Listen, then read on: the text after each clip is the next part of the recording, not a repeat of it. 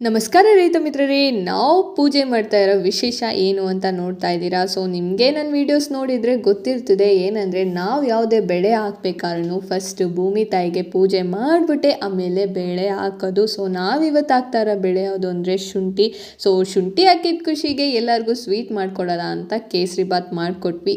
ನಾವು ಯಾವ ಥರ ಶುಂಠಿ ಹಾಕಿದ್ವಿ ಅಂದರೆ ಫಸ್ಟು ಒಂದು ಕಡೆಯಿಂದ ಹೊಲ ಉತ್ಕೊಂಡ್ವಿ. ಹೊಲ ಉತ್ಕೊಂಡು ಅದಾದಮೇಲೆ ಪೂರ್ತಿ ಎಲ್ಲ ಎಷ್ಟು ಜಾಗಕ್ಕೆ ಹಾಕ್ತೀವೋ ಅಷ್ಟು ಜಾಗಕ್ಕೆಲ್ಲ ಕೋಳಿ ಗೊಬ್ಬರ ಹೆರ್ಚ್ಕೊಂಡ್ವಿ. ಕೋಳಿ ಗೊಬ್ಬರ ಹೆರ್ಚಿ ಅದಾದಮೇಲೆ ಆರಲ್ಲಿ ಉತ್ವಿ.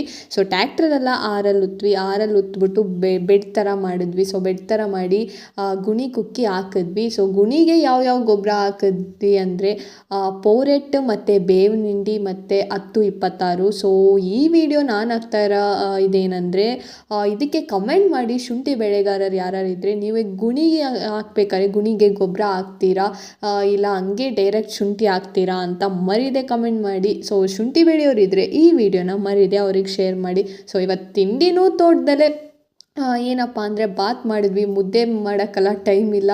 ಸೊ ಬಾತ್ ಮಾಡೋದ ಅಂತ ಬಾತ್ ಮಾಡಿಕೊಂಡು ಹೋದ್ವಿ. ಆಮೇಲೆ ಎಲ್ಲ ಊಟ ಮಾಡಿಬಿಟ್ಟು ಒಂದು ಕಡೆಯಿಂದ ಕೆಲಸ ಸ್ಟಾರ್ಟ್ ಮಾಡಿದ್ವಿ. ಗಂಡಾಳುಗಳೆಲ್ಲ ಗುಣಿ ಕುಕ್ಕೊಟ್ರು, ಒಬ್ಬರು ಗೊಬ್ಬರ ಹಾಕಿದ್ರು, ಇನ್ನು ಮಿಕ್ಕಿದವರೆಲ್ಲ ಶುಂಠಿ ಹಾಕಿ ಕ್ಲೀನಾಗಿ ಮುಚ್ಚಿದೋ. ಇವತ್ತಿನ ಕೆಲಸ ಮುಗೀತು.